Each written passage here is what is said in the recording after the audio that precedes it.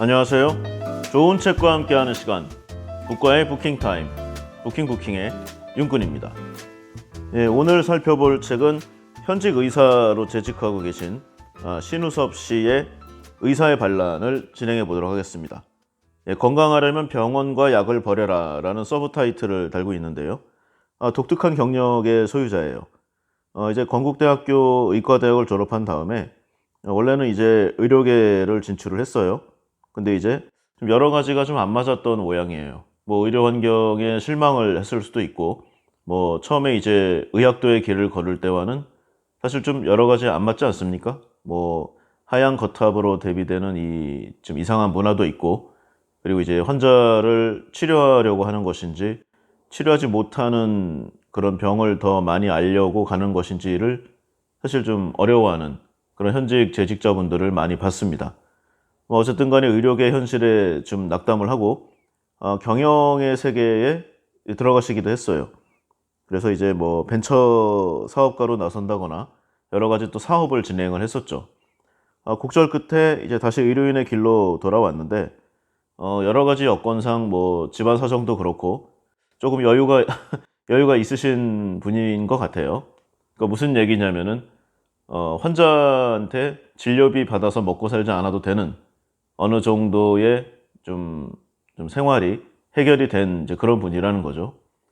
뭐 그래서인지는 모르겠지만 상당히 양심적이고, 그리고 그 누가 들어도 의학적인 지식이 좀 부족해도 명쾌하게 이해가 되는 그런 처방과 진료 활동, 의료 행위를 하는 것으로 유명합니다. 그리고 이제 그 다른 병원이나 의원 쪽에서 좀 일종의 좀 포기한 환자들, 이제 뭐 더 악화되는 길밖에 없다, 이런 환자들을 되살리는 명의로 굉장히 유명세를 누리셨죠. 이 기본적인 의료 좀 방법이 어떤 좀 독특한 수술법이나 약을 쓴다기보다는 가능한 한 그 환자의 자체 치유력과 면역력을 좀 북돋워 주는 그런 쪽으로 좀 많이 좀 활동을 하고 계세요. 그래서 세상에 고치지 못할 병은 없다, 다만 고치지 못하는 습관이 있을 뿐이다라는 모토로 좀 의료의 기본을 잡고 계신 분입니다. 워낙 훌륭하신 분이니까 광고로 잠깐 넣으면 의정부에 있는 오뚜기 의원의 원장으로 재직하고 계십니다. 의정부 쪽 근처에 계신 분은 몸이 안 좋을 때 한 번쯤 가보시는 것도 괜찮을 것 같아요. 책 내용을 본격적으로 하기 전에 이 내용을 한번 좀 보겠습니다. 나는 의학의 신, 그리고 건강과 모든 치유, 그리고 여신들의 이름에 걸고 나의 능력과 판단으로 다음을 맹세하노라. 나는 이 선서와 계약을 지킬 것이니 나에게 이 의술을 가르쳐준 자를 나의 부모님으로 생각하겠으며 나의 모든 것을 그와 나누겠으며 필요하다면 그의 일을 덜어주겠노라.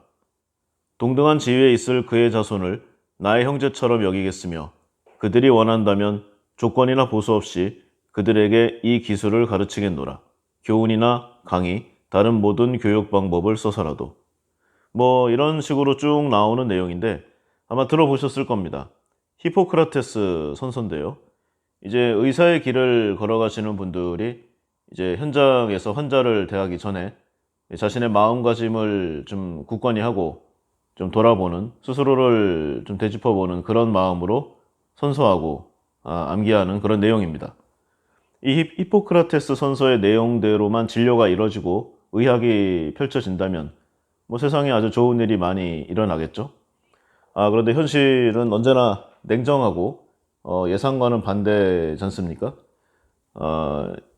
요즘 우리 주위를 둘러보면은 좀 여러 가지 면에서 문제가 되는 의사, 소위 말해서 돈말 밝히는 의사, 돈을 밝히면은 그나마 양반이죠.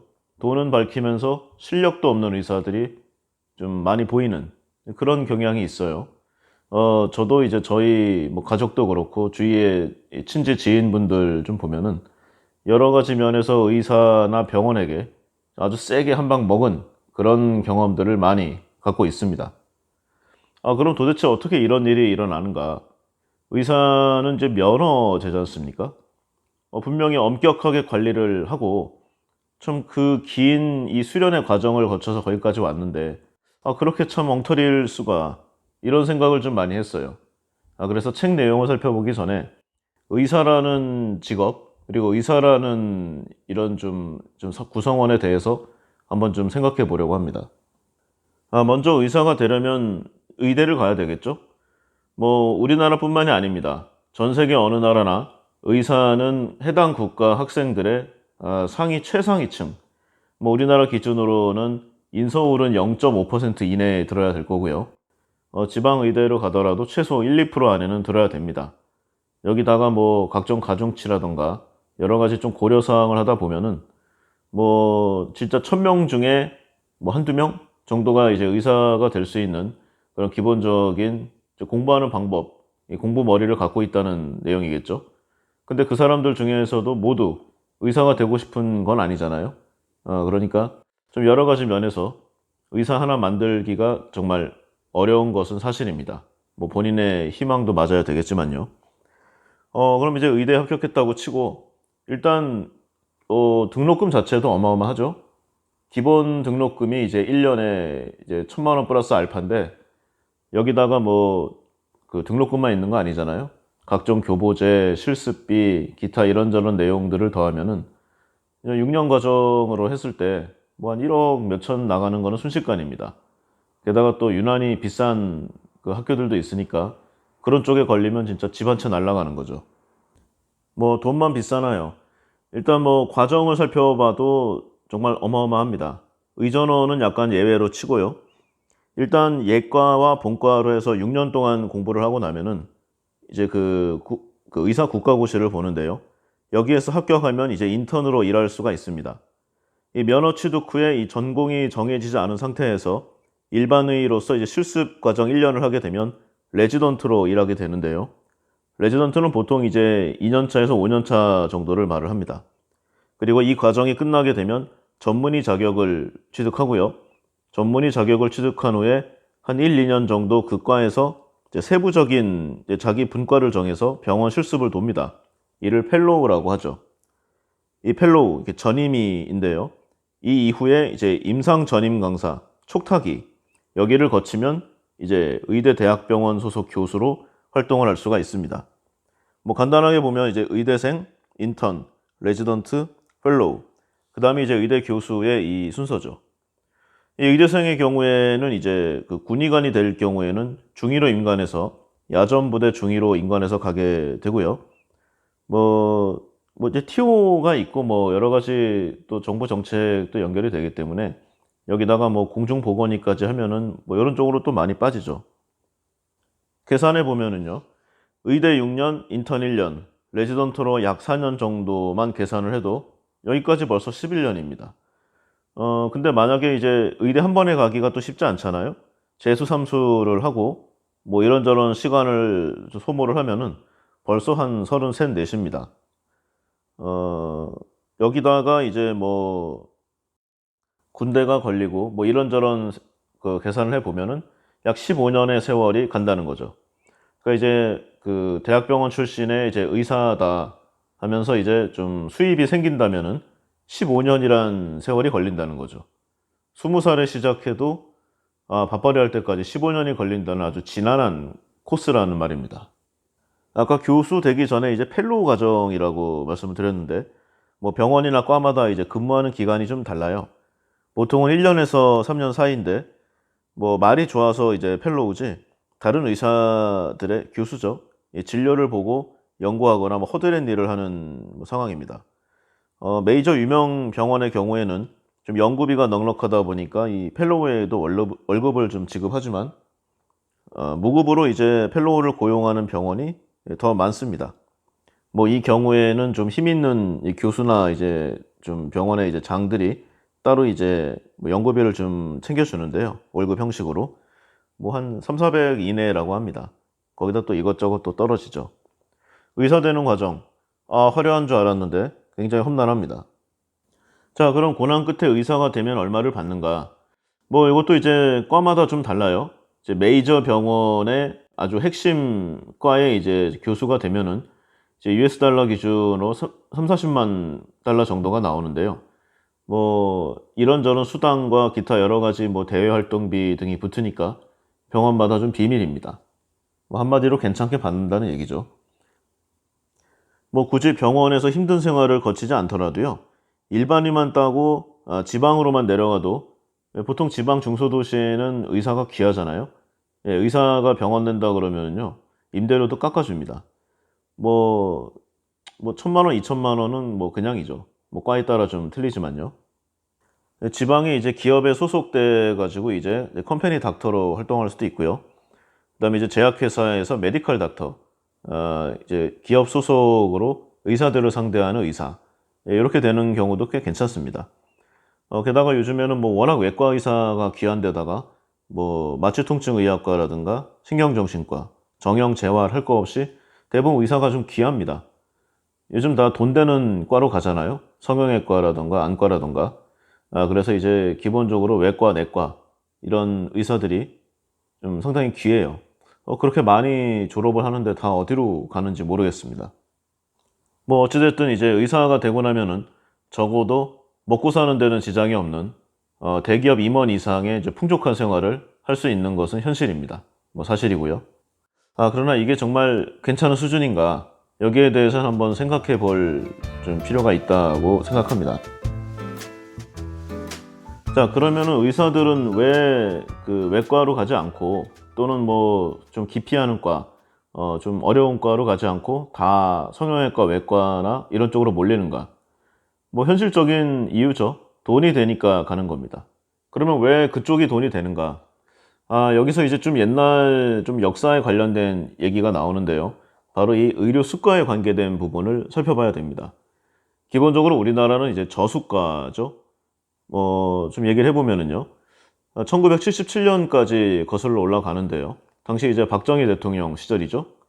이 77년에 이제 정부 기준으로 500인 이상의 사업장 근로자들을 대상으로 한 직장 건강보험 제도가 탄생되었습니다. 이는 우리나라 최초의 이제 건강보험 제도였는데요. 당시 상황을 보면은 이제 남북한이 서로의 좀 체제를 과시하기 위해서 좀 열을 올리던 시절이었고요. 뭐 네가 잘났니, 내가 이기니. 북한은 이미 무상의료제도가 시행 중이었습니다. 박정희 대통령이 북한보다 지면은 가만두지 않겠다. 해서 이제 막 몰아쳤죠. 북한보다 뒤처지면은 장차관이고 뭐고 다 목이 떨어지는 시절이었습니다. 이 무상의료제도에 이 준하는 제도를 이 남한에도 시급하게 도입해야 했다는 뭐 그런 상황이 그리고 여건이 마련됐다는 거죠. 근데 돈이 없잖아요. 갑자기 모든 국민을 의료보험에 가입시킬 수는 없었기 때문에 일단 500인 이상의 사업장 근로자들을 대상으로 이제 실시한 것일 뿐, 정부의 목표는 원래는 전 국민의 건강보험 가입이었죠. 그렇게 하기 위해서는 이제 국민들에게 건강보험금을 납입함으로써 뭐 어떤 이익을 취할 수 있는지를 확실하게 선전해야만 했습니다. 그렇잖아요. 먹고 살기 바빠 죽겠는데 언제 아파서 병원 갈지도 모르는 그 보험료를 계속 내는 게 좀 뭐 설득하기 어렵지 않습니까? 그 보험에 대한 이미지도 사실 이렇게 좋진 않고 뭐 당시 상황에서 방법은 이미 뭐 정해져 있었는지도 몰라요. 바로 국민들에게 보험료는 조금만 부담시키되 보험 가입자에게는 아주 값싸게 예전과 같은 또는 예전보다 더 좋은 의료 서비스를 제공한다. 뭐 이런 내용인 거죠. 달리 말해서 이는 이제 의료 서비스 제공자에게는 예전과 같은 의료 서비스를 더 적은 가격에 제공하라. 뭐 이런 내용이었죠. 결론적으로 바로 의료 서비스의 가격을 원가 대비해서 약 70%대로 후려쳐버린 저수가 제도가 탄생한 것입니다. 물론 국민들에게는 좋은 일이죠. 환자들에게는. 그런데 이제 고난스럽게 이 과정을 밟아서 의사가 된 이 뭐 의료 종사자들에게는 아주 치명적인 제도였습니다. 그럼 이제 의문이 들죠. 이러한 저수가에 합의를 한 당시의 의사들은 바보였는가? 근데 이제 시절을 생각해야 되겠죠? 당시는 이제 박정희 군부 시절이었습니다. 하면 된다는 신념으로 이제 국가가 밀어붙였고, 끝까지 반항하면은 진짜 어디 끌려갈지를 모르죠? 모든 일들이 그렇게 처리되던 시절이었습니다. 그리고 솔직히 그 당시 500인 이상의 사업장 근로자 대상으로 실시를 했다고 했잖아요. 당시 500인 이상 사업장이 몇 개나 됐겠습니까? 이 77년, 8년에. 뭐 사실 이제 보험을 적용받는 사람은 이 전 국민의 아주 일부였고요.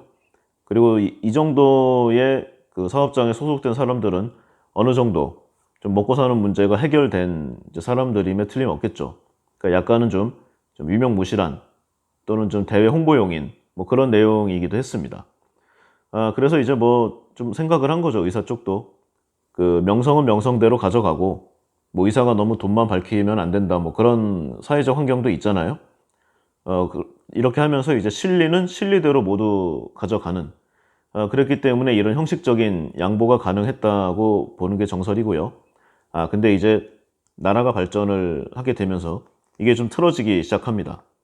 그러니까 건강보험의 첫 매듭부터 잘못된 것이었는데 서로 좀 눈치 보고 좀 몸조심하느라고 좀 시작이 잘못된 거죠. 79년에 300인 이상의 사업장 이 근로자들과 공무원 그리고 교직원들이 가입 대상이 되었고요. 89년에는 도시 자영업자를 대상으로 한 건강보험이 실시되면서 12년 만에 전 국민 건강보험 시대가 열리게 됐습니다. 이거 대단한 거예요.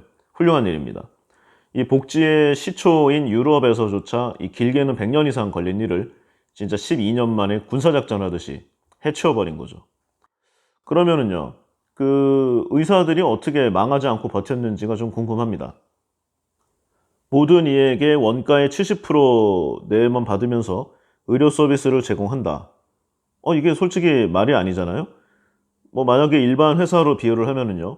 어떤 물건의 재료값과 만드는 데 필요한 뭐 노동력과 뭐 물류 비용, 뭐 기타 등등 해서 이제 하나를 만드는데 모든 것을 포함한 원가가 12,000원이다.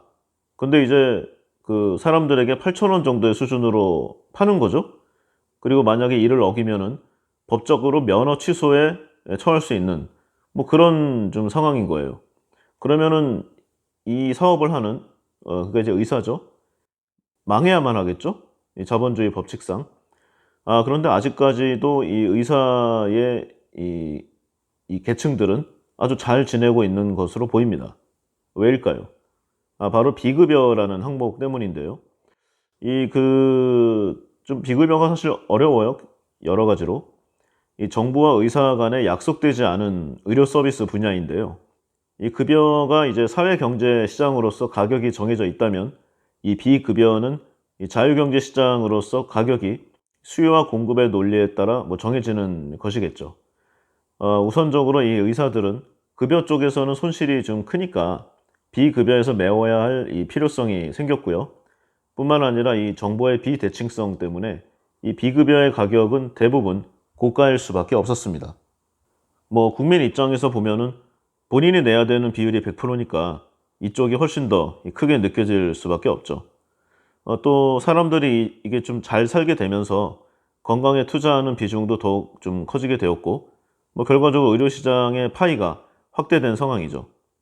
그래서 이제 80년대 후반부터 지금까지 의사들이 망하지 않고 잘 활동하고 좀 있게 된 원동력이 된 부분이 바로 이 비급여입니다. 뭐 부정적인 역할만 한 것은 아닙니다. 비급여라는 것은 좀 기존에 있는 것과는 좀 다른 걸 해야 될 거 아니에요? 어제랑 똑같은 주사나 어제랑 똑같은 뭐 진료를 하는데 뭐 비급여로 내가 돈 100% 내는 사람은 많지 않을 거 아니에요? 한두 번이지. 그러니까 자꾸 새로운 것들을 갖고 옵니다. 뭐 옛날에 없었던 뭐 MRI, 뭐 PET 이런 것들도 다 이 비급여로 들여온 거고요. 뭔가 새로운 거를 자꾸 하려고 하니까 나름 또 발전을 하게 되죠. 원래 이 의사라는 전문 직단의 이 특성상 어지간해서는 잘 안 바뀌는 게 보통일 텐데 이 비급여라는 항목이 약간 좀 그 연못의 메기처럼 의사들도 살아남으려면은 새로운 걸 받아들이고 움직이라는 약간 채찍질의 역할을 한 것도 없잖아 사실입니다. 자, 어쨌든 뭐 의료 수가 분야는 이렇고요. 바로 이러한 내용 때문에 좀 생활 필수적이라고 할 수 있는 외과라든가 좀 이런 분야의 전문 그 의사들이 줄어드는 좀 상황이 발생했습니다.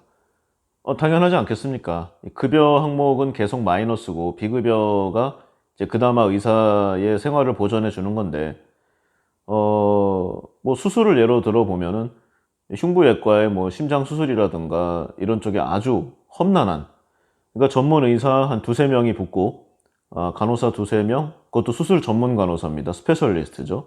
여기에 의료공학자, 그 다음에 마취과 전문의, 그 다음에 기타 등등해서 한 7, 8명이 달라붙어서 열 몇 시간을 수술을 해도 몇백만 원이에요. 이게 뭐 말이 안 되죠. 의사들한테 그래도 어느 정도는 먹고 산 다음에 이런 거를 바라야 되는데 이게 좀 견적이 안 나오잖아요. 근데 이제 성형외과라든가 뭐 라식 수술을 생각해 보십시오. 의사 한 명이서 어느 정도 시간만 투입하면은 바로 끝나 버립니다. 그리고 뭐 부르는 게 값이죠. 게다가 사람들이 넘쳐납니다. 그러면은 아무리 뭐 진짜 뭐 좋은 마음으로 시작하고 사명감으로 자신을 뭐 정신무장한다고 해도 한계가 있잖아요. 저 사람은 나랑 똑같은, 어쩌면 나보다 못할 수도 있는 사람인데 외제차 걸리고 강남에 뭐 이제 고층 아파트 사는데 나는 의료 수가라는 거에 묶여서 정해진 월급만 받는다. 누가 이걸 계속 하겠습니까? 혹시 한다고 쳐도 아주 소수고요. 앞으로는 점점 더 개인의 시대잖아요. 좀 더 개인화되고 좀 개인주의에 어쩌면 이기주의일 수도 있는, 그런 쪽으로 상황이, 시대가 변해가는데 언제까지나 의사에게 희생을 강요할 수는 없는 문제죠. 물론 그래도 뭐 병원에 소속된 뭐 페이 닥터라고 해도 아무리 외과라고 해도 뭐 몇천 원 받습니다. 뭐 일반 셀러리맨에 비할 건 아니죠.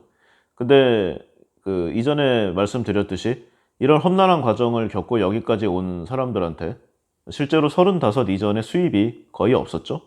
근데 자신과 비슷한 수준, 뭐 그 이 성적을 자꾸 얘기하기는 좀 그렇지만 비슷한 뭐 학교 성적이라든가 그런 과정을 밟았던 다른 전문 직군 종사자 또는 대기업 입사자, 이런 쪽이 계속 벌어나가는 거를 보면은 자괴감을 느꼈겠죠. 근데 이 사람들이 이제 30대 중후반에 이제 돈을 좀 만지기 시작하는데 희생을 강요한다. 아, 좀 어려운 문제입니다. 어쨌든 간에 좀 불가피하게 이 급여 항목의 손실을 이 비급여의 이익으로 충당해야 되는 이 의사들의 이 입장. 이렇게 좀 제도가 기형적인 곳에서 정상적인 경제 활동이 어려울 수밖에 없습니다. 그러니까 이제 살아남기 위해 비급여 행위가 늘어났다고 볼 수밖에 없죠. 이 잘못된 제도 속에서 이 역대 정부들은 이를 계속 방관하였고요. 결국 국민들의 의료비 부담만 가중되었습니다. 이 국민 중에서는 이 의사들을 이 소위 이제 도둑놈으로 생각하는 사람들도 상당수고요. 의사들 중에서도 이런 잘못된 제도를 악용하는 사람들도 상당수 생겼습니다. 근데 이제 의사라는 직업을 생각을 해보면은 하루 종일 아픈 사람들에게 고민을 듣고 그에 관한 해결책을 제시하는 사람들이잖아요. 정말 쉽지 않은 이 직업군입니다. 이들도 정당한 대가를 받아야만 된다고 저는 생각을 해요. 바로 이런 그 저수가 문제가 과잉 진료를 하는 원인이기도 하고요. 불필요한 약을 엄청나게 매기는 환자에게 아주 들이붓는 그런 현상이 좀 발생된 원인이기도 하죠. 불필요한 비급여를 통해서 돈을 버는 것이 아니라 환자의 얼굴도 보지 않은 채 3분 진료하고 뭐 돈을 버는 그런 것이 아니고, 이 의사들도 충분히 생각하고 연구하고 환자에게 가장 적합한 최선의 진료를 하고 싶은 사람들이 훨씬 더 압도적으로 많다고 저는 생각합니다. 그러니까 이 의료의 체계가 무너지지 않고 계속 이어지고 있는 것이겠죠. 뭐 어느 정도는 자신에게 유리한 행위를 할 수 있겠죠. 뭐 예를 들어서 10의 기준으로 보면은 6대 4나 7대 3, 뭐 심할 경우에는 8대 2의 기준으로 본인에게 유리한, 의사에게 유리한 그 결정을 할 수도 있다고 생각합니다.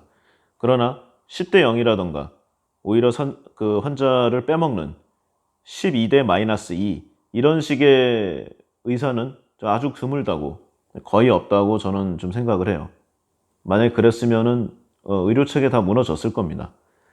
그러니까 이제 뭐 신문지상이라던가 미디어에 나오는 아주 소수의 썩은 의사들을 빼고는 아직까지는 그래도 굴러갈 만하다 뭐 하는 생각은 하고 있다는 거죠. 그 누구도 자신의 노동이 저평가되기를 바라지 않을 것입니다. 의사들도 그럴 거고요. 저도 그렇습니다. 어쨌든 간에 제도의 개선이 필요하다는 생각이고요. 그리고 또 리스크가 있죠. 우리들 일반 생활을 하거나 직장 생활을 하면서 뭐 예를 들어서 메일 한 통을 잘못 보냈다고 뭐 아주 뭐 진짜 생명줄이 예, 인생이 끝날 정도의 데미지를 받지는 않잖아요. 근데 의사들은 다릅니다. 진료 한번 잘못해서 뭐 누가 하나 죽거나 크게 다치면 바로 의료 소송이고요. 인생 날아갑니다. 면허 취소되는 것도 다반사고, 뭐 환자의 유족들이 가만히 안 있죠. 병원 앞에 와가지고 플랜카드 붙이고 의료 소송하고 뭐 이러면은요, 끝입니다. 그러면 십몇 년 고생해서 어렵게 올라온 그 자리가 하루아침에 날아가는 거죠.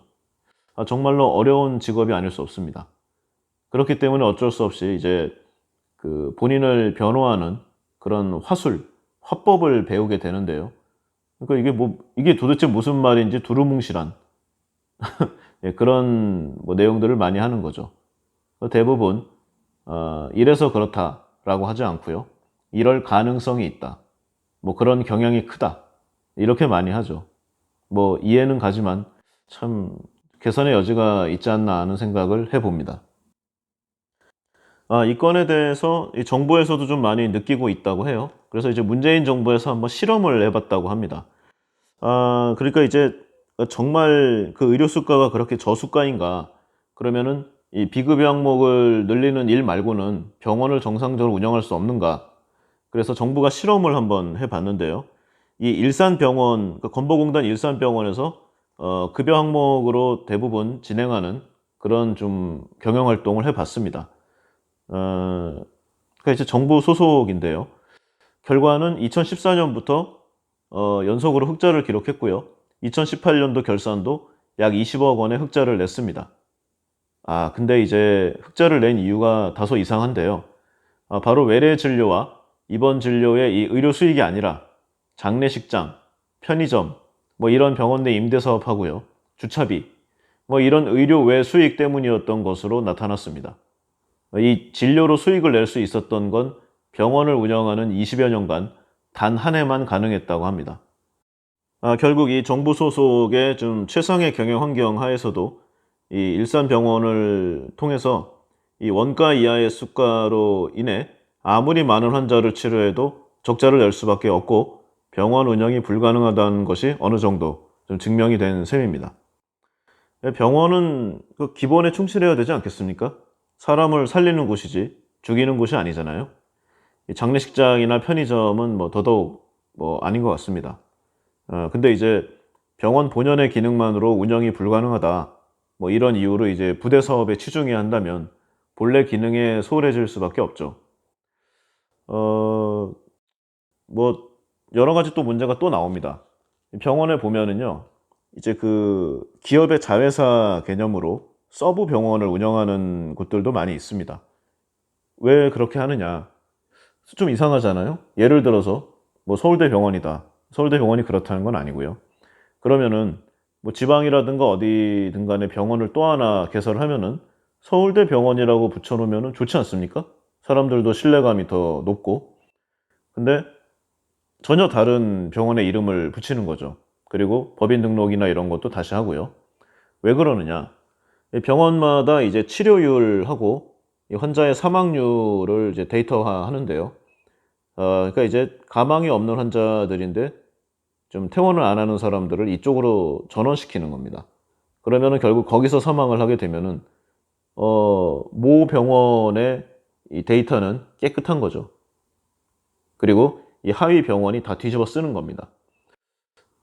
그리고 이런 병원은 이제 장례식 시설을 굉장히 잘 해놓고 뭐 기타 뭐 상조라든가 이런 아주 일관 시스템이 아주 잘 돼 있죠. 주차도 편하고요. 공기도 맑고. 이 병원 좀 어렵습니다. 그러니까 좀 애초에 좀 실을 잘 끼웠어야 되는데 너무 좀 밀어붙이다 보니까 여러 가지로 안 좋은 상황이 됐고요. 의사도 의사로서의 이 존경과 권위를 점점 잃는 방향으로 변해가고 있습니다. 시대가 그렇게 만들고 있다고 할까요? 물론 이러한 환경에서도 아프리카 오지에 가서 평생을 봉사하거나 무의촌 진료를 하면서 의사의 정말 이 존경을 세우는 분들이 있긴 있습니다. 그런데 어떻게 그렇게 모든 사람이 해요? 우리도 그렇게 못하지 않습니까? 뭐 한 달에 정말 몇만 원 불이웃 돕기 하는 것도 쉬운 일 아닙니다. 그런데 일생을 걸고 딴 이 의사 라이센스를 그렇게 쓰라고 누가 그걸 강요할 수 있겠어요? 하여간 여러모로 개선의 여지가 있고 생각해 볼 문제임에는 틀림없는 것 같습니다. 그리고 이거 하나 좀 얘기하고 넘어가야 될 것 같아요. 이 전문의와 일반의를 구분하는 방법.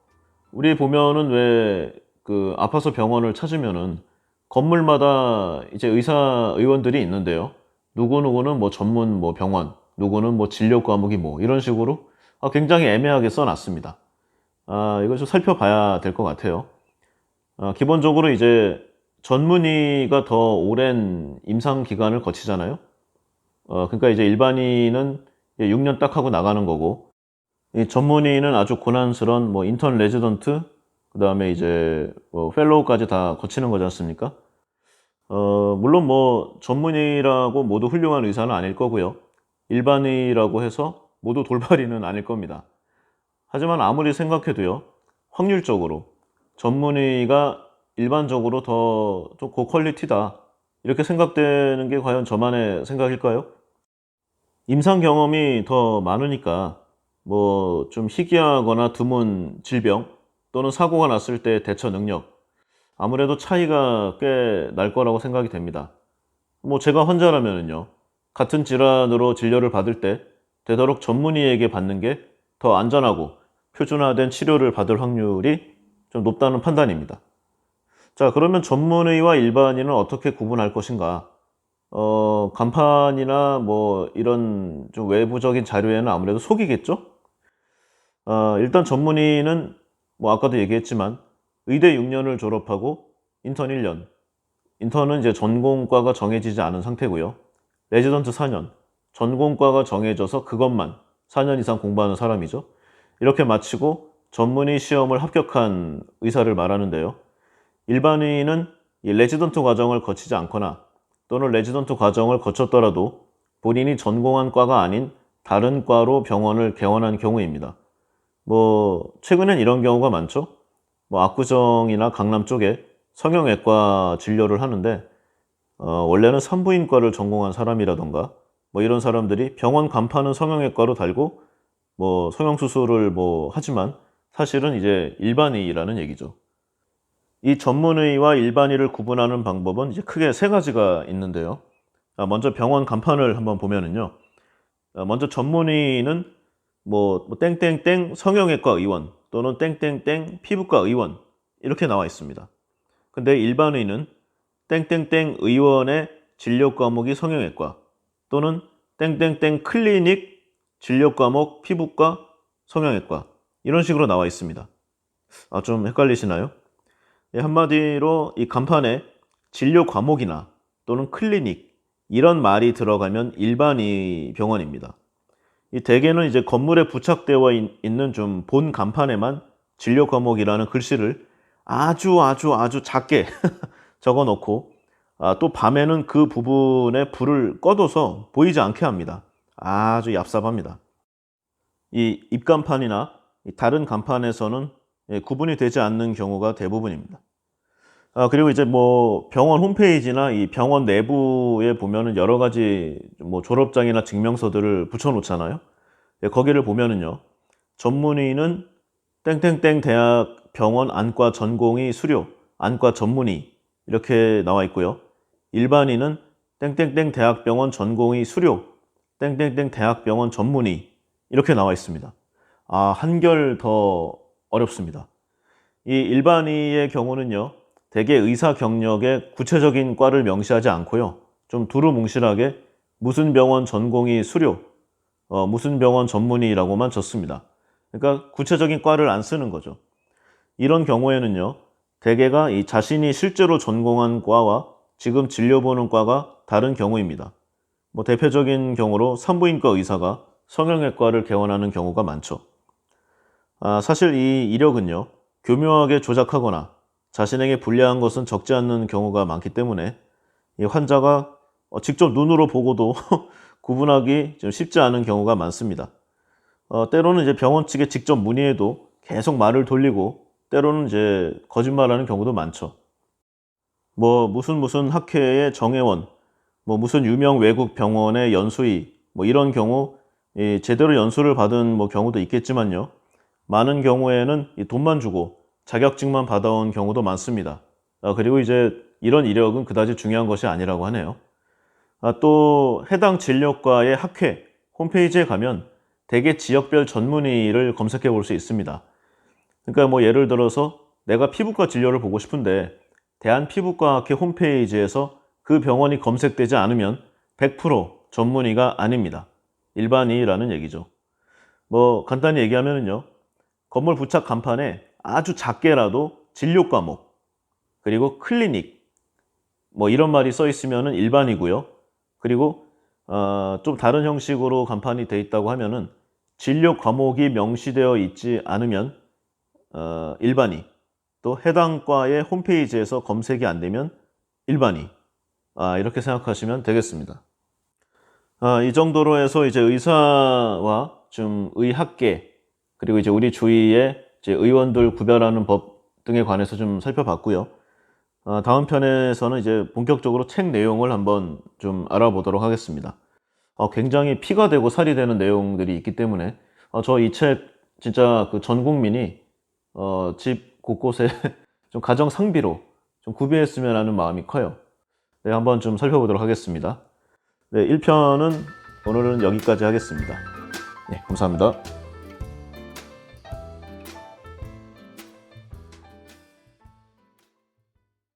안녕하세요. 좋은 책과 함께하는 시간, 북과의 부킹타임, 부킹의 윤꾼입니다. 네, 오늘은 지난 시간에 이어서 의사의 반란 그 두 번째 편을 진행해 보도록 하겠습니다. 네, 오늘은 책 내용을 좀 위주로 하겠는데요. 이 저자가 그 의사로서 그 진행해온 임상 경험을 바탕으로 이 청취자분들, 이 독자분들에게 꼭 들려주고 싶은 이야기들을 좀 많이 좀 정리해 놓은 내용들이 대부분입니다. 기본적으로는 이 몸의 자연 치유력을 북돋아주는 그런 활동을 좀 많이 하는데요. 그 진료실에 이제 처방전을 받으러 오는 환자들에게 식생활을 바꾸면 약을 끊을 수 있게 되고 오히려 약을 먹지 않아야 건강해질 수 있다. 뭐 이런 내용들을 많이 한다고 합니다. 그러면 이제 환자들이 좀 아주 의아한 표정을 짓는다고 해요. 뭐 말도 안 된다. 당신 정말 의사인가? 의사 면허 보여달라. 뭐 처방전이나 주면 되지 왜 먹는 것을 가지고 의사가 왈가왈부하느냐. 뭐 이렇게 화를 내는 사람들이 많았다고 해요. 이상한 병원 아니냐고도 하고. 근데 이 의사로서 이 임상 경험의 그 대부분이 좀 식습관을 바꾸게 되면은 보통 2주에서 한 달 정도 후에 몸이 변하는 이 데이터 확인을 많이 했다고 합니다. 뭐 그 어떤 치료법보다도 확실하고 좀 강력한 치료가 아닐 수 없다고 의사는 좀 강변하는데요. 생활 습관 중에서 이 1차적으로 식습관을 바꾸면 생각보다 빨리 이 몸이 변하는 것을 확인할 수 있다고 합니다.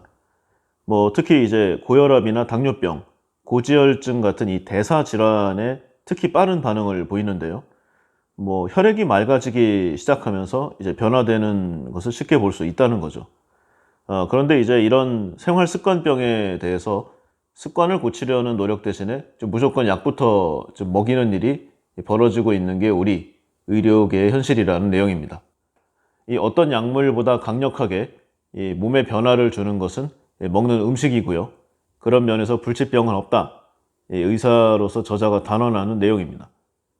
기본적으로 그 질병의 원인이 무엇일까라고 고민하고 해결하는 과정에서 스스로가 많은 것을 깨우칠 수 있다고 하는데요.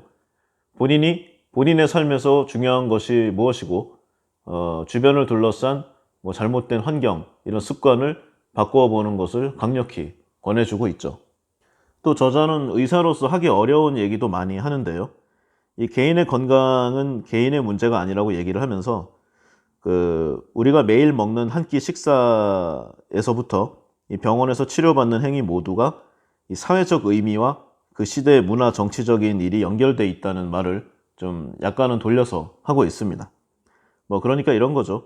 끊임없이 사람들의 불안감을 증폭시켜서 이득을 얻으려는 특정 세력의 의도를 정확히 꿰뚫는 지혜가 필요하다는 약간 좀 어려운 얘기를 하고 있습니다. 새겨드려야 할 부분임에 틀림없어요. 구체적인 사례를 보면은요.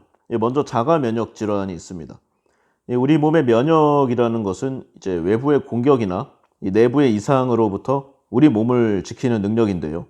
이게 왜 스스로 잘못돼가지고 내 몸을 항원으로 인식하고 공격하는지를 오랜 기간 동안 좀 알 수가 없었습니다.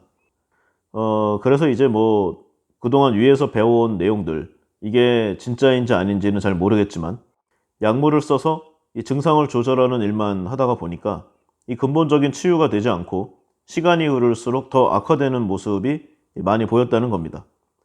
그러다 보니 환자들은 약물의 종류만 늘어가고요.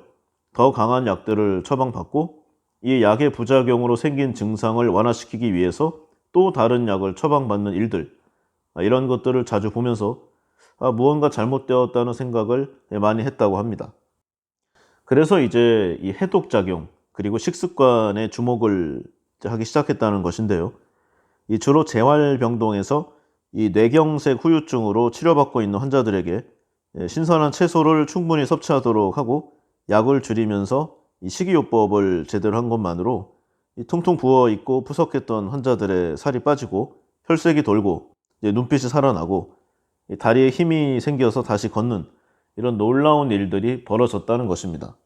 이 들은 내용이 아니고요. 저자가 직접 처방하고 그 경과를 지켜봤다는 환자들의 데이터죠. 사실 뭐 병이 만만한 병은 따로 없지만 그 어떤 병들보다도 사람을 힘들게 하는 질병이 바로 이 자가 면역 질환입니다. 이 수년에서 십수년간 때로는 죽을 때까지 약물을 복용하고 사는데요. 증상은 사라지지 않고 잠을 못 자는 날들이 많아지는 아주 괴로운 질병입니다. 삶에 대한 의욕도 매우 떨어지고요. 결국 자살이라는 극단적인 선택을 하는 환자들을 많이 보면서 이 저자는 큰 안타까움을 느꼈고요. 이를 해결하기 위해서 많은 노력을 기울인 것이 바로 이후의 처방 데이터들입니다. 기본적인 내용을 보면은요, 우리 몸은 이제 외부의 침입자들로부터 그리고 이제 내부에 생기는 이상 조직들을 정리해서 항상 일정한 상태로 살아가도록 도와주는 시스템이 있는데요. 이게 바로 면역이죠. 이 외부의 이물질에 대해서는 이제 항원이라고 부르고요. 여기에 대항하는 우리 몸의 면역세포들을 항체라고 부르는데 이 둘이 서로 대적해서 반응하는 것을 항원 항체 반응이라고 합니다. 이런 반응을 통해서 우리 몸은 이 외부의 이물질로부터 보호를 받게 되는데요. 이 치열한 면역 반응을 하고 나서 생기는 것이 흔히 말하는 고름입니다. 또 면역은 이제 내부의 이상세포를 정리해주는 기능도 하는데요. 우리 몸은 사실 매일 매시간 세포 분열을 하죠. 이를 통해서 이제 손상된 부분을 많이 회복시키는데요. 그런데 이제 어제나와는 다른 몸이 되는 과정에서 이 비정상적인 세포들이 새롭게 나올 수가 있습니다. 이때 면역은 이 잘못된 세포들을 정리해 주는데요. 이 자가 면역 질환이라는 말은 이 면역 세포들이 본래의 기능을 하지 못하고 이상 반응으로 인해서 스스로의 몸의 정상적인 세포들을 항원으로 인식해 항체를 만들어 공격한다는 개념입니다. 대표적인 질병인 아토피를 보면은요, 이 잘못된 항체가 이 정상적인 피부 세포를 항원으로 인식하고 공격해서 생기는 반응으로 좀 이해가 되고 있어요. 근데 왜 피부가 접히는 일부에서만 심하고 모든 피부에서 똑같은 반응을 보이진 않는 것일까? 결론적으로 말해보자면 이 자가 면역 질환이라는 개념으로는 우리 몸에 생기는 염증 반응을 이해를 하는데 한계가 있습니다. 그 증거로는 절대 나을 수 없고 평생 스테로이드나 면역 억제제 등의 약물로 조절하며 인생을 살아야 한다고 판정받았던 환자들이 생활 습관을 고치고 나면 언제 그랬냐는 듯이 질병이 없어지는 모습을 이제 뭐 여러 개 보여주는 것에서 알 수가 있죠. 이 건강해지기 위해서는 먼저 생각을 바꿔야 하는데요. 생각이 바뀌어야 행동이 바뀌고 행동이 바뀌어야 몸이 달라지는 그런 상황이 벌어집니다.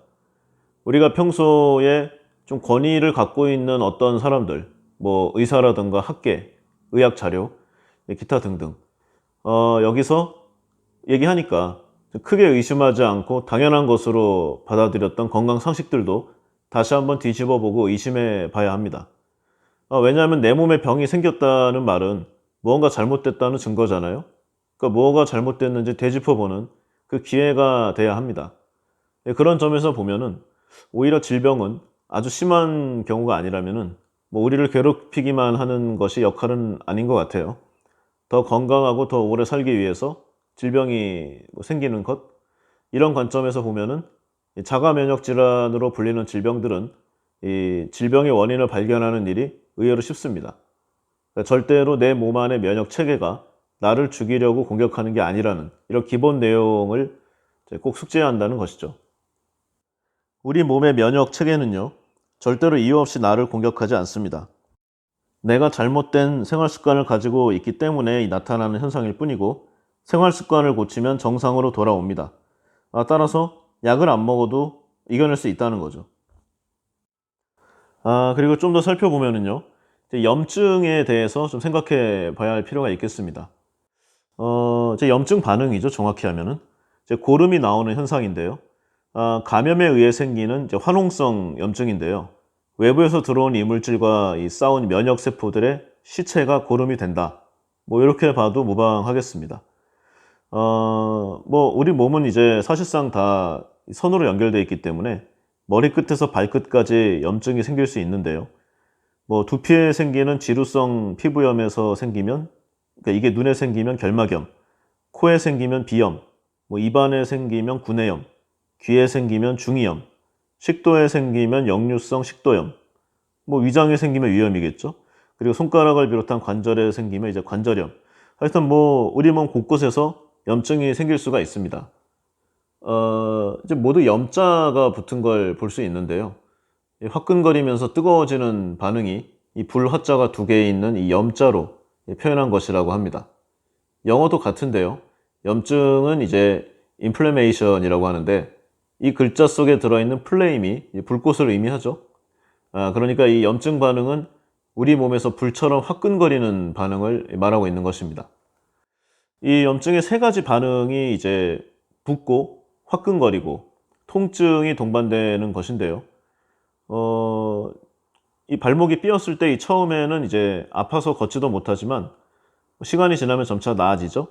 이 염증 반응을 통해서 우리 몸의 손상된 부위가 회복된다고 볼 수 있는 것입니다. 또 염증이 생겼을 때는 그 부위가 부어오르죠. 부어있는 곳 안에 이제 들어있는 물질이 뭘까요? 이건 바로 혈액입니다. 우리 몸은 이제 세포로 구성되어 있는데, 이 손상된 세포를 버리고 새로운 세포를 만들어내는 세포 분열, 이 과정을 통해 매일매일 회복을 하고 있죠. 이때 필요한 에너지를 전달하는 것이 혈액이고, 이 혈액이 모이면 붓고 화끈거리게 되는 거죠. 이 혈액이 지나는 길, 혈관, 굉장히 중요한데요. 대표적인 이제 당뇨 합병증 같은 경우는 이제 혈관이 막혀서 생기는 케이스인데요. 즉 혈액이 발끝까지 가지 못해서 이제 감각이 없어지고 상처가 나도 이 통증이 없는 상태가 돼서 결국 썩어버리는 이제 그런 증상입니다. 이때 이제 발을 따뜻하게 한다면서 이제 족욕을 하는데 발가락이 화상으로 이제 익어가는 것도 모르다 보니까 결국 잘라내는 방법밖에 없는 그런 경우도 있습니다. 이렇게 우리 몸의 혈관이 막히면 기본적으로 감각이 없어지게 되죠. 뭐 대부분 이렇게 우리 몸의 통증은 혈관이 움직이는 것과 관련이 있습니다. 이 혈관이 열리면서 통증이 생기는 것인데요. 그러면 이제 혈관이 열린다는 것은 어떤 의미일까요? 혈관이 열리면서 이 혈액의 흐름, 즉 혈류가 증가하는 것인데요. 이거는 이제 우리 몸에 좀 이로운 것인가요? 해로운 것인가요? 이 혈류가 증가해서 혈액순환이 좋아지는 것은 분명 우리 몸에 좋은 현상입니다. 따라서 우리 몸에 생기는 통증 또한 분명 좋은 것이라고 생각할 수 있습니다. 우리 몸은 살아가는 동안 손상받기도 하지만 이런 손상으로부터 몸을 회복시키는 능력도 함께 갖고 있습니다. 이 손상된 몸을 회복시키는 능력은 우리 몸이 스스로 해야만 하는데요.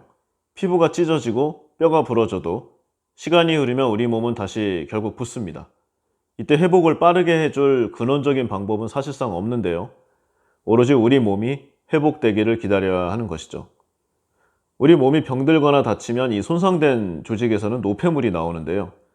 바로 이제 그 근육을 많이 사용했을 때 생기는 뭐 일종의 피로물질? 이렇게 생각할 수도 있고요. 조직이 손상되면서 파괴된 이 세포에서 나오는 물질일 수도 있습니다. 또한 잘못된 식사를 통해서 우리 몸에 들어온 것들이 배설되지 못하고 몸 안에 쌓여 있기 때문일 수도 있죠. 이 염증 반응은 이런 노폐물을 제거하고 정상적인 조직을 재생하기 위해서 혈류를 증가시키려는 노력이라고 할 수 있겠습니다. 이때 생기는 불편한 증상이 바로 통증을 동반한 염증 반응인 것을 우리는 꼭 기억해야 하겠죠. 이 염증 반응은 분명 우리 몸에 꼭 필요하고 살기 위해 거쳐야 하는 과정임에도 불구하고 염증이 생기면 좀 불편하잖아요. 이 증상 때문에 대부분 약을 찾게 됩니다. 이제는 대부분 편하게 먹을 수 있는 약들이 많이 있는데요. 근데 이제 이렇게 잘 듣지 않는 통증은 병원에 가서 더 독한 약을 처방받아 먹어야 하고요. 이게 최선의 방법이라고 흔히들 생각을 합니다. 근데 이제 이때 복용하는 약들이요. 대부분 신경안정제 계열이나 스테로이드 계통의 약들이고요. 심지어는 면역 억제제와 같은 약도 있습니다. 어떤 역할을 할까요? 기본적으로 이제 혈관이 확장되어 혈류를 증가시키려는 반응을 억제하는 역할이죠. 즉 혈관을 수축하게 함으로써 통증 자체를 줄이는 약들입니다. 근데 이제 이런 약들은 통증을 억누르기는 하는데요. 결국 우리 몸을 회복시키게 하지는 못합니다. 회복되지 못한 상태로 남아 있다가 약 기운이 떨어지면 다시 혈류를 증가시키려 하고 그러면 다시 통증이 생기고 그 때문에 한 알 먹었던 진통제가 시간이 흐르면서 두 알이 되고 네 알이 되고 이렇게 늘어나는 것이죠. 또 이렇게 양이 늘어나서 결국 통증을 완전히 없애주고 재발하지 않게 해주면 좋겠는데 실상은 이렇게 약을 많이 먹어도 또다시 생기는 통증으로 괴로워하는 사람들이 많은 것을 볼 수 있죠. 게다가 증상을 억누르기 위해서 이 복용하는 약들이요. 우리 몸의 해독기관을 통해서 배출이 돼야 하는데 이 간과 콩팥을 통해 분해되고 배설돼 버리는 게 많습니다.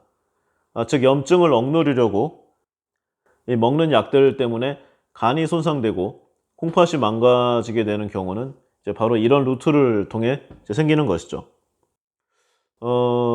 병원에서는 이제 이런 쪽의 계열로 좀 처방을 많이 내리는데요. 제 지인들도 그래요. 처음에는 이제 한 알, 두 알로 시작했던 약들이 시간이 지나면서 자꾸 늘어가는데 이거에 관해서 좀 얘기를 못 했다는 거죠. 처음에는 분명히 몸의 증상을 없애줘서 병이 나은 것처럼 느끼게 해줬는데 엄밀히 얘기하면 통증을 좀 완화시켰던 것이겠지만요. 이 시간이 갈수록 우리 몸이 약 때문에 점차 손상되어서 전에 없던 증상으로 점차 약의 종류가 늘어나는 것입니다. 이제 실제로 예를 들어보면 궤양성 대장염이 여기에 해당이 많이 된다고 하는데요. 첫 시작은 이제 좀 과민성 대장염이나 장염 이렇게 진단을 받아서 불편할 때마다 소염 진통제나 항생제를 먹는 사람들이 많은데요. 이 약들이 근본적으로 치료를 해줬다면 난치병이라고 하는 이 궤양성 대장염 환자가 되진 않았겠죠? 점차 내성이 떨어지고 통증의 부위가 좀 넓어지고 면역력이 떨어지고 다른 질병에 추가 노출되어서 신장이나 간 기능 손상으로 진행되는 것을 보면은요. 이 약이라는 게 더 심각하게 건강을 악화시킬 그런 뿐인 것은 아닌가 이런 생각이 좀 듭니다. 결국 이 자율신경의 이 불균형들, 이 혈액순환에 문제를 일으켜서요. 우리 몸 어딘가에 계속 염증 반응을 만들게 됩니다. 예를 들어서 이제 류머티즘 관절염 환자들의 경우에는 이 손가락 마디에 통증이 잘 생기는데요. 초기에는 이제 아침에 일어났을 때 좀 손가락이 약간 뻣뻣하고 아주 약간의 통증? 이런 정도가 느껴지죠. 하지만 잠시 손가락 운동을 좀 해보고 계속 사용하다 보면은 부드러워지고 통증도 사라지게 됩니다. 이런 현상은 이 손가락을 움직이기 위해서는 혈액이 필요한데 밤사이에 혈액순환이 되지 않아서 이 굳어있던 손가락이 아침에 활동을 시작하면서 이렇게 움직이면 손가락 끝까지 혈액이 가야 하기 때문에 혈관이 확장되어 이 통증이 생기는 그런 반응입니다. 이 같은 현상은 이제 점차 관절을 사용하면서 그 느낌이 사라지기는 하지만요. 하지만 이제 초기 상황을 지나게 되면은 증상이 점점 심각해지죠. 이제는 아침에 일어나서 움직일 때만 생기던 통증이 잠을 자려고 누웠을 때도 저리고 아파서 잠을 못 이루는 그런 경우까지 이어집니다. 이렇게 되면은 하루 종일 밥맛도 없고요. 여기저기 쑤시고 아파서 어쩔 줄 모르게 되죠. 이렇듯 상태가 더 악화되는 이유는 스트레스 상황에서 이 손가락 끝까지 혈액이 가지 않아서 뭐 우리 몸이 손가락을 움직이기 위해 염증을 일으키기 때문이죠. 살려고 하는 행동입니다. 그래서 손가락 마디가 붓고 화끈거리면서 통증이 생기는 뭐 그런 것이죠. 조금 전의 내용과 같은 내용인데요. 그래서 이제 환자들은 이제 소염 진통제를 찾고요. 이제 염증 반응을 억제시키고 뭐 약물에 대항해서 뭐 혈관을 더 열려고 노력하는 우리 몸을 자꾸 이제 방해하는 거죠. 그래서 이제 반복적으로 약을 먹으면 거꾸로 염증 반응이 더 심해지는 그런 결과를 초래하게 됩니다.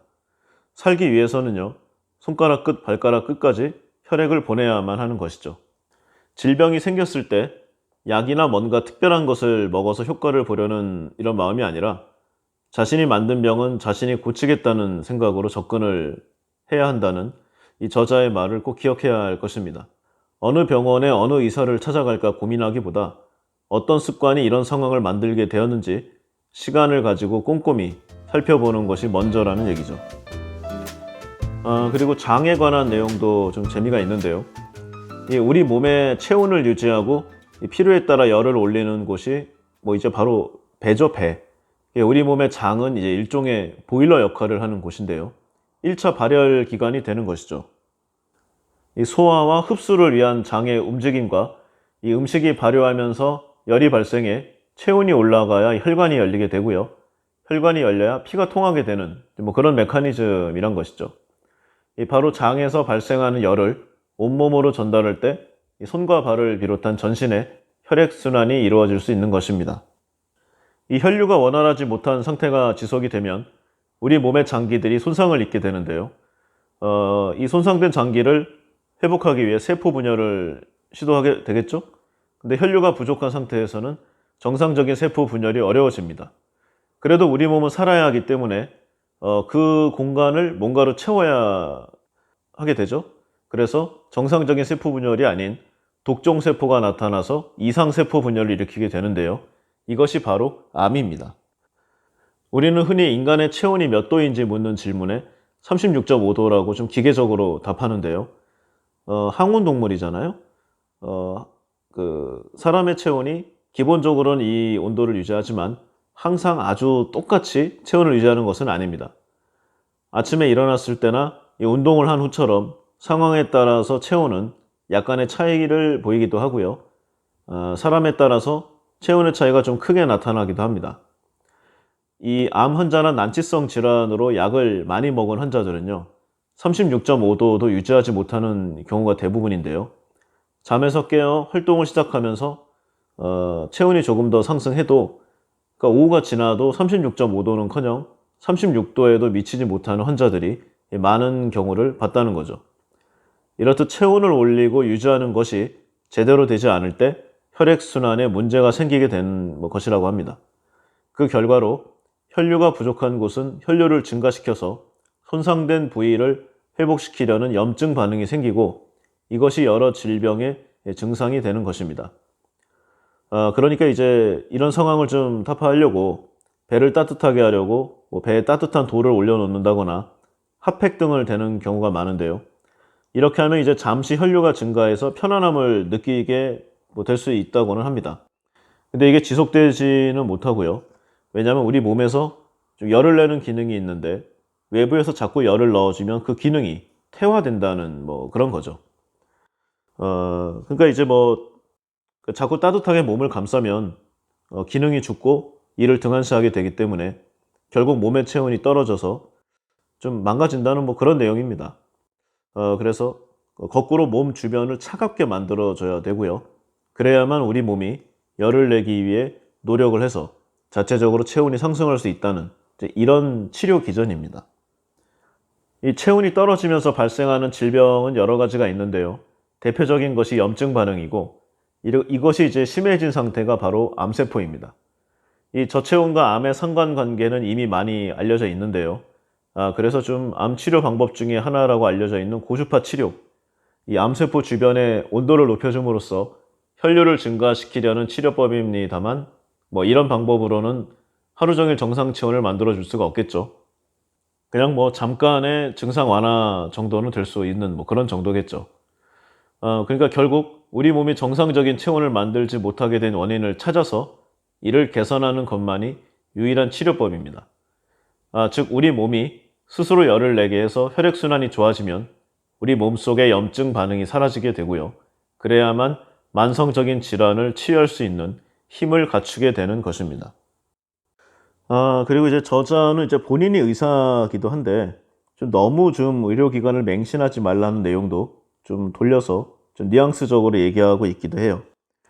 기본적으로 이제 대증요법이 불치병을 만든다는 신념을 갖고 있다고 하는데요. 그러니까 이런 내용입니다.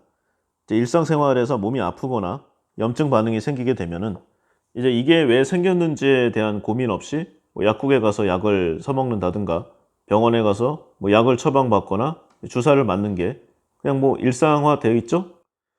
근데 이제 지금까지 얘기했듯이 우리 몸에서 일어나는 변화는 항상 어떤 목적 아래 좀 일어나는 것임에도 고통을 호소하는 환자를 보고 당장의 불편함을 좀 없애주는, 그러니까 이제 통증이라도 없애주는 이런 처치를 해줘야 된다고 생각하는 게 좀 일부 의사의 생각인 것 같다고 얘기를 해요. 그래서 증상에 대응하는 치료, 즉 대증요법을 많이 하게 좀 되는 것이라고 합니다. 근데 이 대증요법은요, 일시적으로는 증상을 완화시킬 수 있을지 모르지만 이 증상의 원인을 제거하지 않았기 때문에 증상을 억누르는 이 치료 효과가 끝나면 우리 몸이 살기 위해서 더 큰 증상을 일으키는 경우가 많습니다. 그래서 처음에는 한두 알의 좀 약으로도 잘 듣던 증상이 시간이 지나면서 세 알, 네 알, 나중에는 한 주먹의 약을 먹어도 증상이 사라지지 않는 아주 곤란한 상황에 처하게 되는 것이죠. 그때가 되면은요, 의료진은 이제 이런 얘기를 합니다. 이런 질병은 약으로도 조절이 잘 되지 않는 불치병이니까 평생 우리 처방을 따르고 약을 복용하면서 증상을 조절하는 것이 최선이다. 이런 내용을 하죠. 환자 입장에서는 참으로 어처구니가 없고 억장이 무너지는 이야기지만 또 의사가 좀 큰 병원에서 이렇게 얘기하면 또 안 따를 수가 없어요. 만성질환 환자가 되는 코스를 밟게 되는 것입니다. 그런데 사실 이런 질병은 불치병이 좀 아닌 것이 많은데요. 원인을 모르는 의료진이 약으로만 증상을 완화시키려고 하다가 그 결과가 좋지 않았던 것에서 기인된 이야기일 뿐이라는 것입니다. 우리 몸의 변화는 분명히 원인이 있고요. 그러한 변화가 나를 살리기 위해서라는 사실에 입각해 생각해 보면 치유의 길은 멀지 않습니다. 병에 걸렸을 때 생각을 해보면 보통 이런 케이스죠. 처음에 이제 증상이 발생하면은요, 병원 오기 싫잖아요. 좀 견뎌봅니다. 그러다가 안 되니까 약국 가서 약을 먹고요. 그걸로 이제 못 참겠으니까 병원에 와서 처방을 받고 진료를 받게 되는 이런 순서를 따르게 되죠. 근데 이때 먹는 약들이 대부분 병을 완치시켜주는 게 아니라 증상을 잠시 억누르다가 다시 좀 원위치로 됐다가 이런 케이스인데요. 약이다 보니까 대부분 우리 몸의 회복 반응인 이 염증을 억제하는 작용을 합니다. 이런 약이 체내에 들어오면 좀 세니까 약효가 염증 반응은 잠시 약화되기도 합니다. 근데 이제 궁극적으로는요, 염증 반응을 계속 이어져 가야만 우리 몸이 회복되기 때문에 약 기운이 떨어지면 더 센 그리고 더 심한 증상을 만들어내게 되죠. 그러면 이런 증상을 이제 아프다고 이제 호소할 거 아니에요, 환자가 의사한테. 그럼 의료진은 뭔가 보여줘야 되니까 더 강력한 소염 진통제를 처방하고요.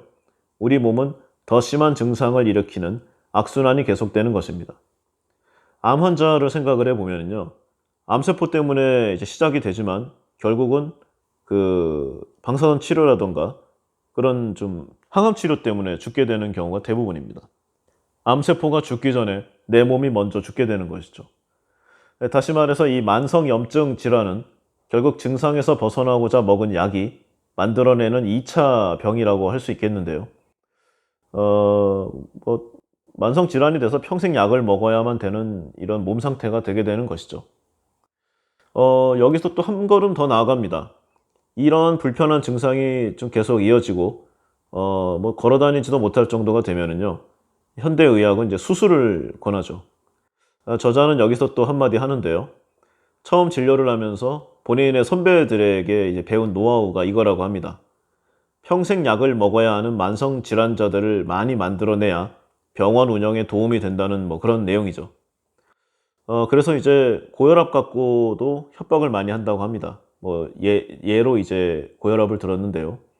뭐 소리 없는 살인자, 고혈압 이렇게 좀 조금 무서운 표현을 써가면서 뭐 시골 마을을 돈다거나 뭐 특정 장소에 가서 이렇게 혈압을 좀 재준 뒤에 조금 높게 나온 사람들을 다시 보건지소로 불러서 재검을 하죠.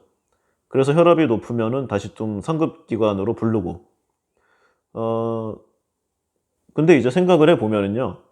고혈압이 사람을 죽이는 질병이라고 교육을 한 다음에 전문가인 의사가 "당신은 혈압이 높다." 이렇게 해서 재검을 받으러 오는 사람은 심신이 편한 상태가 아닐 것입니다. 상당한 불안감을 안고 왔겠죠. 당연히 혈압이 올라가 있을 거고 이게 정상적인 몸의 과정입니다. 그런데 이때부터 "당신은 지금부터 고혈압 환자." 이렇게 이야기해 주고 평생 약을 먹으며 살아야 한다고 알려줍니다. 그리고 약을 복용하는 도중에 약을 받으러 오지 않으면 친절하게 "약이 떨어졌을 텐데 왜 안 오냐."고 전화를 합니다. 뭐 그러면 이제 "아 건강을 챙겨줘서 감사합니다." 이런 식으로 하죠. 만성 고혈압 환자의 탄생입니다. 현대의학의 대증치료. 병원은 환자가 늘 붐비기를 바랍니다. 그런 이유로 환자를 만들어낼 궁리도 하겠죠. 반대로 모든 국민이 건강해지면 망하는 것은 병원이고 제약회사일 것입니다. 스스로 만든 질병은 스스로 이외에 어느 누구도 다른 방법으로 근본 치유를 할 수가 없습니다. 결국 본인 하기 나름인 것이죠. 이 제약회사와 이 의사, 그 다음에 이런 뭐 여러 가지 좀 메커니즘에 관한 이 고발책들이 엄청나게 많습니다. 실제로 우리가 먹는 이런 각종 뭐 혈압약, 그 다음에 정신질환약, 그 다음에 뭐 각종 증상에 대한 약들이요. 임상실험의 과정에서 온갖 비리와 부정이 있고요. 이걸 또 승인받는 과정에서 뇌물과 협박, 기타 이해관계가 상충합니다. 이런 것들을 심사하고 승인하는 사람이 그 정보기관을 은퇴하고 해당 제약회사 임원으로 갑니다. 이런 상황에서 과연 어떠한 정상적인 활동이 있을 수 있을까요? 그리고 그냥 의료진이 무능할 수도 있습니다. 뭐 책에도 예가 좀 나왔는데요. 뭐 맹신했던 것들이 많이 있죠. 이 옛날에는 질병의 원인이 나쁜 피에 있다고 여겨서 사혈을 많이 했던 때도 있습니다. 근데 이 사혈을 하던 곳이 이발소였는데요. 뭐 다시 말하면 그 당시에 좀 의사는 칼을 능숙하게 사용하는 이발사이기도 했던 것이죠. 그래서 이제 뭐 요즘은 아닌 것 같은데 이 빨간색과 파란색, 이 흰색이 이 이발소나 미장원의 상징이 되어버린 것도 이때부터라고 합니다. 근데 좀 아이러니하게도요. 그 당시 이발사이자 의사들이었던 사람들이 가장 최고의 치료 방법인 사혈을 사람들에게 너무 많이 행한 나머지 과다출혈로 죽게 한 경우가 많았습니다. 또 매독 있죠, 매독? 이게 한창 유행하던 시절에 치료제로 사용됐던 것이 수은인데요. 매독 치료제가 개발되기 전까지 오랜 시간 동안 지금은 맹독성 중금속으로 구별되는 수은을 당시의 의사들은 최고의 치료제로 사용했던 것입니다. 당연히 매독으로 죽는 사람보다 수은 중독으로 죽는 사람이 더 많았습니다. 또한 그 1900년이 되기 전에 좀 약간 그때 시절만 해도요. 좀 영아 사망률 그 이전에 태어나면서 죽는 그 아기와 산모가 굉장히 많았습니다. 이게 좀 세균의 개념을 몰랐던 때인데요. 그러니까 이제 그 의사이자 장의사를 동시에 했던 이런 사람들이 소독의 개념을 몰랐던 거죠. 그래서 시체를 좀 가르고 째고 했던 그 수술 도구를 그냥 대충 한번 쓱 씻은 다음에 그대로 산모에게 사용했던 거죠. 당연히 가장 좀 신체의 반응이 떨어져 있을 때 가장 센 독기운이 들어오니까 버틸 수가 없는 거죠. 산모와 아이 모두 뭐 사망하는 경우가 많았습니다. 그래서 이 당시에는 이 외과 의사들이 최고의 살인자이기도 했었죠. 그리고 뭐 이전 편에 잠깐 했는데 이 정신분열증을 치료하는데 지금은 상상할 수도 없었던 이 전두엽 제거 수술 20세기 중반까지 통용되었고 이 치료법을 개발한 의사는 노벨상을 수상하기도 했습니다. 그렇게 옛날 얘기도 아니에요. 100년도 되지 않은 시절의 이야기들입니다. 또한 최근에는 자주 시행하지 않는 수술이지만 유행처럼 번졌던 수술 중에 하나가 편도선 제거 수술이었는데요. 이제 아이들이 자주 감기에 걸리잖아요.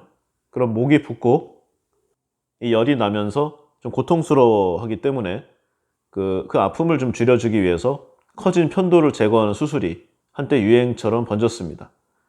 뭐 좀 감기에 걸리는 것을 예방하는 아주 편리한 방법인 양 편도선을 제거해 줄 것을 서로 권하기도 했는데요. 뭐 그러니까 이제 뭐 큰 역할을 하지 못하는 뭐 우리 몸의 흔적 기관, 퇴화된 기관이라고 생각한 거죠. 근데 생각해 보면은요. 편도라는 것은 우리 몸에 세균과 바이러스가 좀 들어올 때 첫 번째 방어벽 역할을 하는 기관입니다. 뭐 그런 기능이 우리 몸에 만약에 없다면은요. 폐나 위장 같은 장기가 이런 외부 바이러스를 다이렉트로 맞아야 되겠죠? 그러니까 이제 뭐 이런 거 아니겠습니까? 태양빛은 분명히 우리한테 필요한데 어 좀 대기층이 없으면은 직사광선을 바로 맞잖아요. 그러면 뭐 조만간 암이죠. 네, 그런 개념으로 편도가 역할을 하는데 이걸 뭐 잘라내면은 뭐 그냥 뭐 당하는 수밖에 없겠죠. 그리고 이제 편도선은 좀 붓고 아프고 열을 내게 함으로써 우리 몸의 면역 시스템을 가동을 시켜서 좀 더 위험한 상황으로 가는 것을 이제 막아주는 역할을 하는 기관입니다. 어, 필요 없는 조직은 없겠죠. 필요 없으면 아마 없어졌을 겁니다. 이제는 많이 바뀌었다고 해요.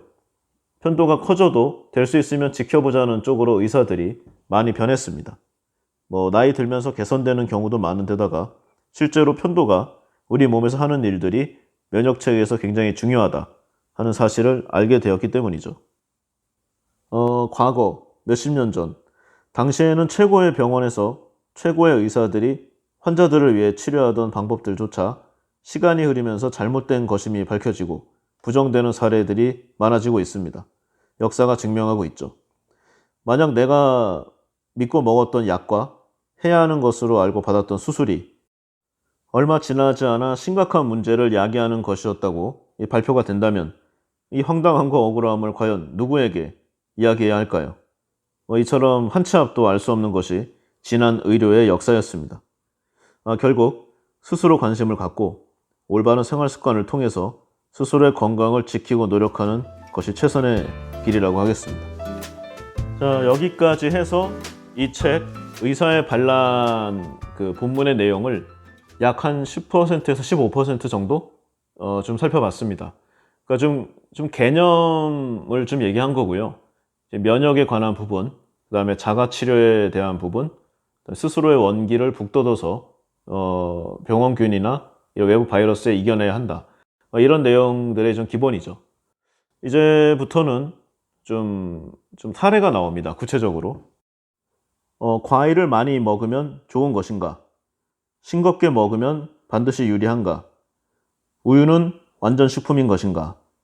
운동을 많이 하는 것은 반드시 좋은가? 비타민과 건강보조식품, 현미밥, 그리고 이제 약을 끊어야 된다.